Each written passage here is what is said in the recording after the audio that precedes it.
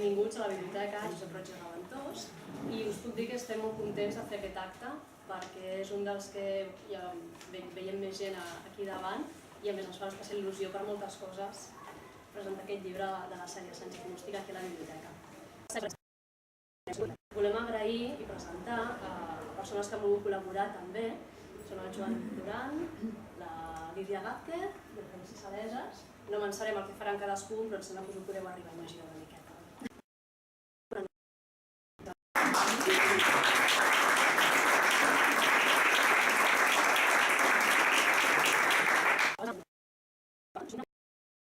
Que diu, les dues coses que més m'importen d'aquest món són, en segon lloc, escriure i aprendre'n cada dia més a fi de merèixer aquesta activitat que ni vull ni sé deixar de practicar i de la qual són indirectament responsables totes les persones amb qui comparteixo amor o simplement la condició humana i que sempre estaran situades, aquestes sí, en el primer lloc dels meus interessos.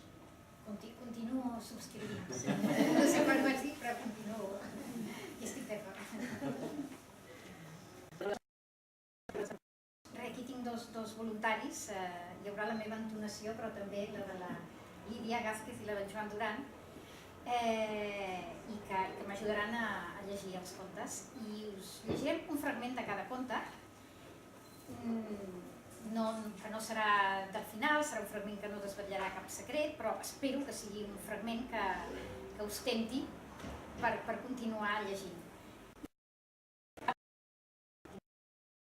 I començarem amb una miqueta de música que no sé si tindrà alguna cosa catedralícia, no sé.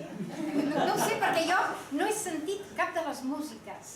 O sigui, s'ha treballat d'una manera que jo no sé quines músiques tocarà, pràcticament.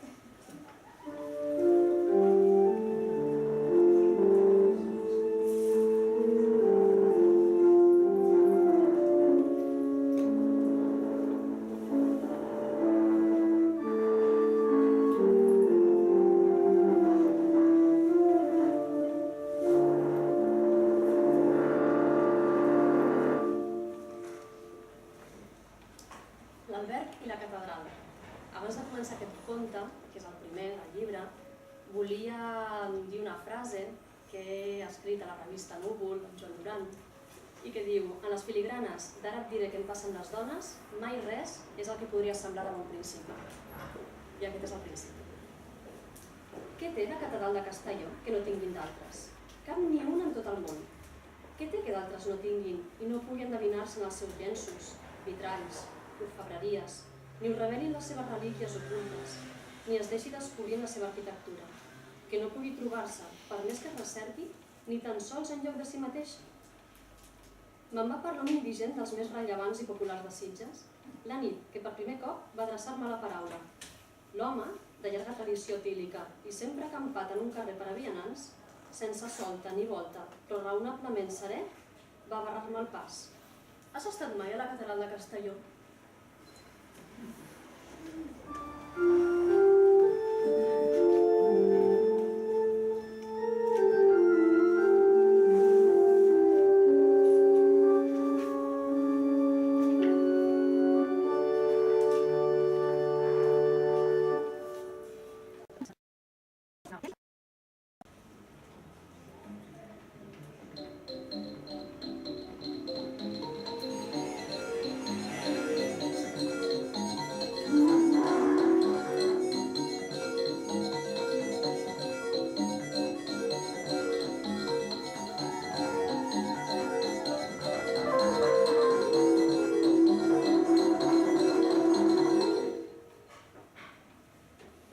Control mental.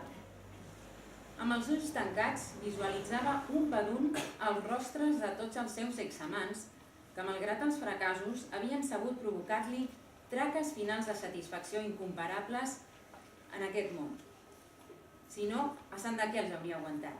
I com si fos un joc d'ordinador, anava substituint en una fosa negra imaginària la boca sensual del cantant pels llavis minsos d'en Genís, els ulls penetrants del jugador pels altres massa igualits d'en Genís, el front amb arrugues temperamentals del seu amant satànic, pel front sempre entressuat i groguenc d'en Genís, els cabells esbojarrats del psiquiatre orgiàstic pel bossissol que guarnia la bola de billar d'en Genís i el nas altiu provocador del viatjant per la prominència infantil d'en Genís.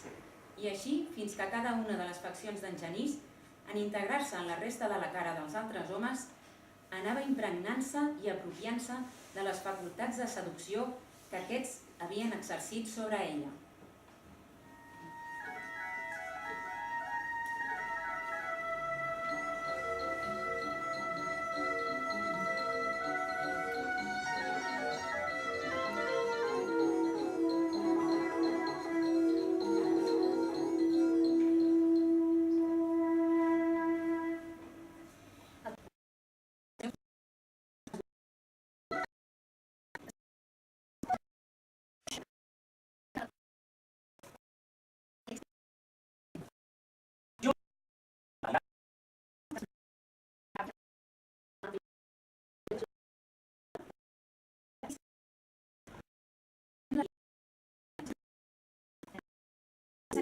En comptes de fer la ruta per Londres, sí, la fa per Londres, però paral·lelament hi ha una altra ruta. I els ocupants de l'autocar, doncs, tots reaccionen com reaccionen. I hi ha un...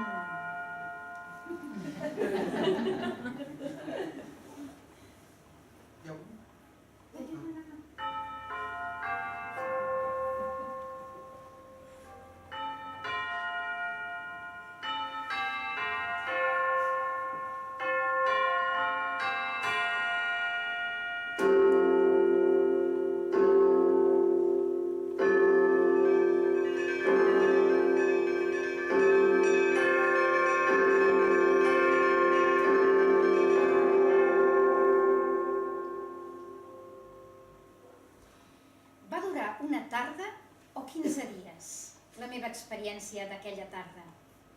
Vaig sortir de Londres o no, mentre recorria Londres al volant. No ho sabria dir.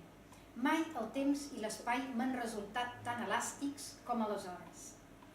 Havíem arrencat del Tower Bridge a les 6 tocades i no van passar ni 5 minuts que el guia va fer un posat d'esgotament inusual.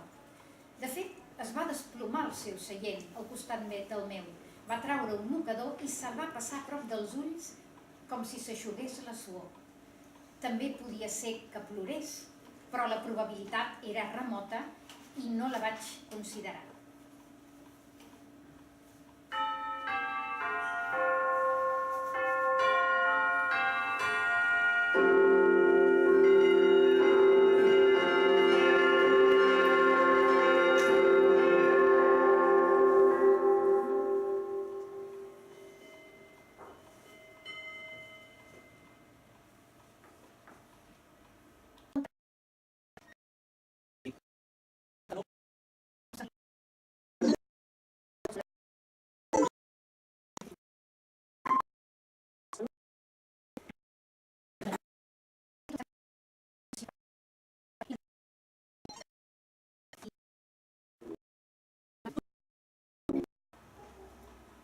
Un món opac és el conte del llibre, potser el més així, és una mena de ciència-ficció psicològica estranya, és un palet futurista, i és el conte que jo diria amb el qual jo m'identifico més amb una de les protagonistes.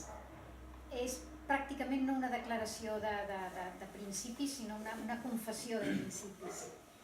És un conte que parla de les etiquetes, d'això que passa tant, que cada vegada parlem més de que no hi hagi etiqueta, però cada vegada n'hi ha més i tot ha d'anar com això, en packs, i el que pensa així i així sobre això també ha de pensar aquesta altra cosa i aquesta altra cosa, perquè si no, què passa? No pot ser. Si pensa això ha de pensar l'altre també, que si no és incoherent, no? I si tens dubtes, malament rai, tot ho hem de tenir clar. I en aquest conte doncs, la cosa va a deixar una mica matxacades tota aquesta idea sobre tota aquesta imposició de les etiquetes. Un món opac.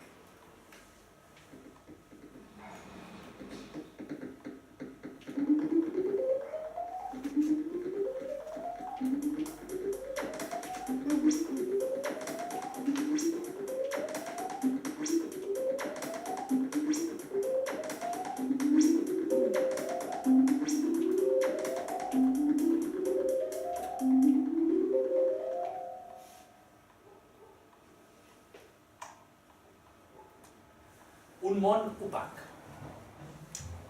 Seguis, posis còmode. Benvinguda a OPAC.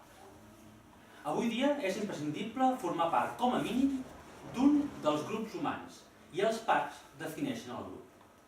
Després hi ha els canals d'intergrup, la confederació de grups, i això facilita moltes eines de comunicació i coneixement. Però primer ve la tria del PAC, i a partir d'aquí la resta. Sigui quina sigui la seva ideologia, el seu pensament, aquí hi trobarà el PAC que hi encaixi. I quan surti per aquesta porta ja no haurà de donar mai més explicacions a ningú sobre què pensa o com ho pensa, perquè el PAC, reflectit als dígits lluminosos del seu front, amb els corresponents enllaços, ho deixarà clar com l'aigua. Entesos? Comencem.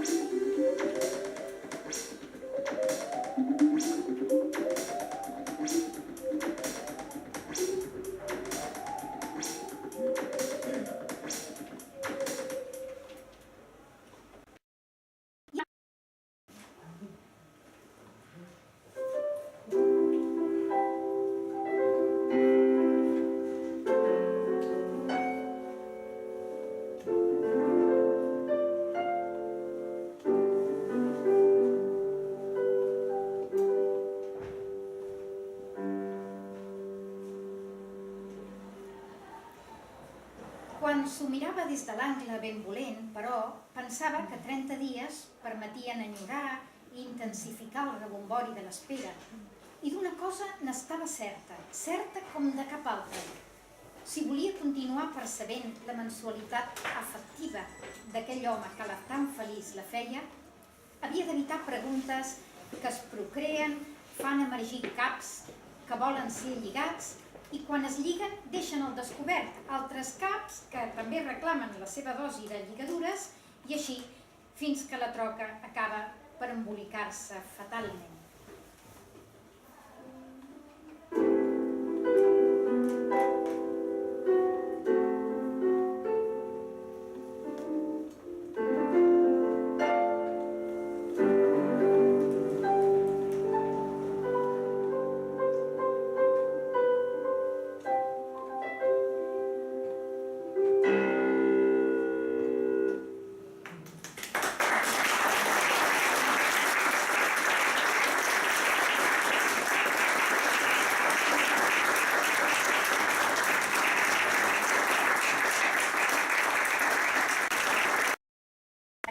Llegint el conte sencer milloren,